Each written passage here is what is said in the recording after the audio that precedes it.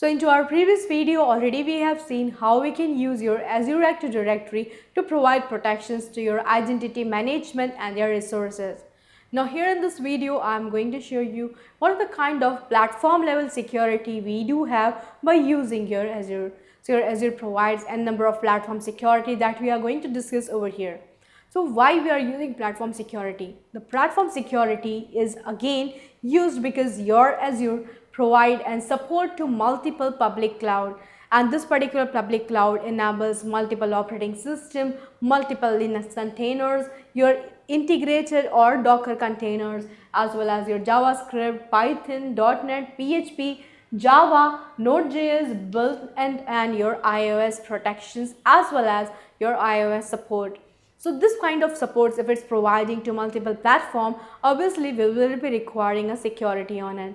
Same way it also provides a trustworthy foundation upon which your business can meet the requirement which is required for your different platforms like your Android as well as Windows. So here we have different level of security which we can provide on the platform which we are using into your Azure. Very first, if we talk about the platform security, it covers different services which we can use for defining the security. Very first, we can provide the Operation Management Suite, also called as OMS, which we can use your Azure Operation Management Suite for our platforms, for our operating systems we generally use. Same way we can also provide a security center, and we can use the security center to secure our operating system, to secure our resources which we have connected. Same way you can also use your Azure Monitor to monitor the resources and the activities which is going on in the backend and get a log for it. Same way you can also use a network watcher which will enable an identity and protections against the network users as well as the data which you transfer into network. It will watch for each and every activity going into your networks. Same way you also have your Azure Storage Analytics. It also provides you a report on how many storage is being used, which user has used this particular storage, and which particular end users is using this particular storage maximum, and what is the amount of free space available in this particular storage. So all the storage related reports it will analyze over here.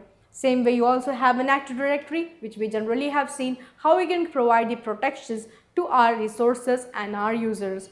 Same way if you talk about your platform security, as we said, it provides you a broad selections of your operating systems, your programming languages, frameworks, tools, databases and the services.